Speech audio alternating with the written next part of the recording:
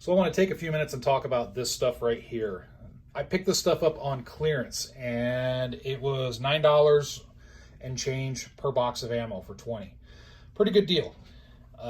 For hollow points, I'm thinking, man, that is a pretty good deal. That's kind of a cool thing to see.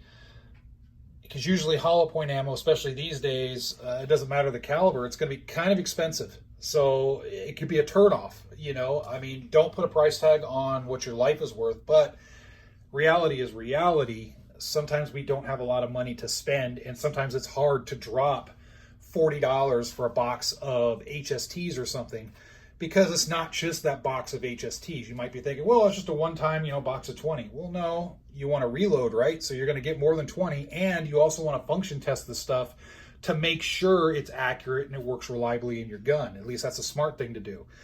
So you're going to be spending probably over $100 easy, just to test and make sure this is the ammo that you want before you put it in your gun and use it. So when I see stuff like this, like, oh, $9 a box, that's really affordable. I can grab some boxes, and shoot it and whatnot. And it's great, right? Well, you have to look at what's being sold on clearance. First thing I'll start with here is things are on clearance for a reason at a store typically.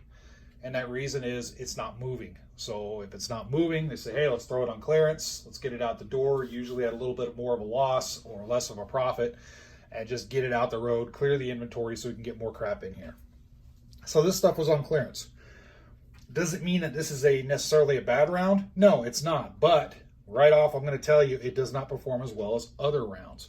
So this monolithic hollow point is 108 grains, and they really do a lot of work on advertising that it's 1312. So it's a fast mover, which that's a good selling point. If you look at 1312, they got it here, here, here. They got it all over the box except one side. Now, they're giving you something in small print that most people will overlook. And that is, you see there's an asterisk right there and an asterisk on the foot-pounds. Let's just move it. What do you see right there in the upper right? Out of a 6-inch test barrel. Also, here in fine print, the ammunition is made in Hungary. This is a Swedish brand, so people are going to go, oh, hey, Norma, awesome.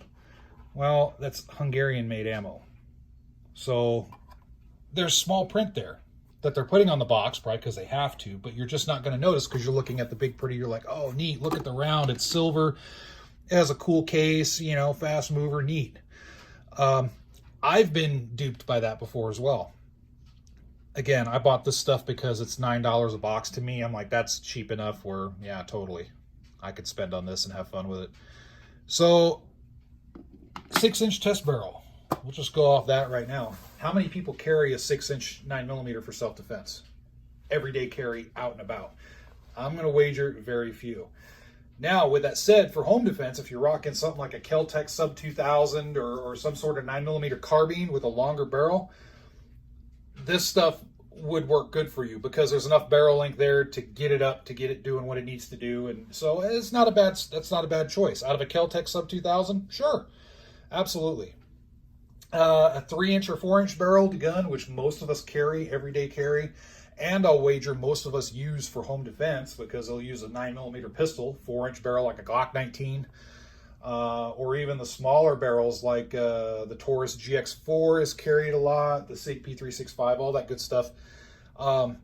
Those guns are also used in home defense along with carry. It's just, it is what it is. The reality is the reality. There's a lot of people that buy just one gun because that's all they can afford and that's just all they want to do. So that's going to create some problems because with a round like this that's dependent on velocity to get it to do what it needs to do, when you lower that velocity, which you will, a shorter barrel, you're going to lose that velocity. The round starts to be a little bit inconsistent. You're going to get inconsistent expansion, which has been shown. Other YouTubers have done this on YouTube here with this round. This isn't a new round, by the way. It's been out for a while. They've done it with this round and shown that, yeah, you can get some inconsistent penetration,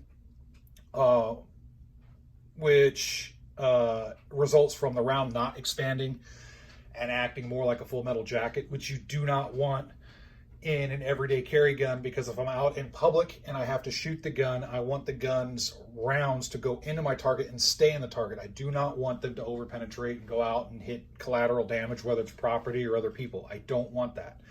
I want the rounds to stay in the person, dump all the energy, and do what needs to be done. This round, when you're shooting out of a smaller barrel, you could come into those situations where you may not get expansion. You're going to get that varying penetration. Now, speaking on penetration, the rounds that do expand, they typically tend to under-penetrate. So they're still penetrating, but not to the level that you like to see with self-defense ammo. Like, for example, you may get, trying to remember off the top of my head, other YouTube videos that have done the ballistics gel tests on this. You may be getting 8 to 9 inches, which at first glance you're thinking, oh, that's not bad in ballistic gel. Well, you compare it to something like a HST or 147 grain Winchester Ranger T or something, which out of a 3-inch barrel is still pushing, 13, 14, 15, 16 inches or even more of penetration. Those rounds are getting where it needs to go. They need to get into the vital areas and do the job. This round isn't. If you're in the South where people don't wear a whole lot of clothes, is this a big issue? Maybe not. I live in the North. Wintertime is coming fast, and people wear heavy jackets. They wear Carhartts. They wear denim. They wear a lot of heavy layers. This could be an issue. This could be a big issue. So keep that in mind when you're looking at this stuff. Now, am I going to say this is a bad round? No, it's not a bad round, but you have to look at what you're using it for. Does it reliably ignite and feed in guns? Yes, it does. It does have a little bit of a long profile on the bullet, so look at that as well. Sometimes if you have a long profile, 9mm, it may cause some feeding issues with some guns. I think most modern 9mm will handle it just fine, but you need to double check that. So I think overall, yeah, it'll work, but it's not going to be something that's going to work especially well and consistently in comparison to something else that you can just get out there like a Winchester Ranger T or an HST or a Spear Gold Dot or something like that. So keep that in mind. MHPs, for the price I paid for them, $9, are they worth it? Yeah, sure, because I do have a 9mm carbine that I can throw it into, or if anything, I could just use it as extra ammo, whatever I want to do with it. I can, target shoot with it, blow up stuff with it for that cheap. It doesn't matter to me. But just be careful at what you're getting into. And as a side note, when you look at the boxes, when you pick up the boxes off the shelf and you go, man, this looks freaking cool. Learn to look for the small print. Look for that small print. Oh, hey, Norma. Wow, it's made in Sweden. Oh, no, it's made in Hungary, but marketed by Norma. Okay. Oh, hey, wow.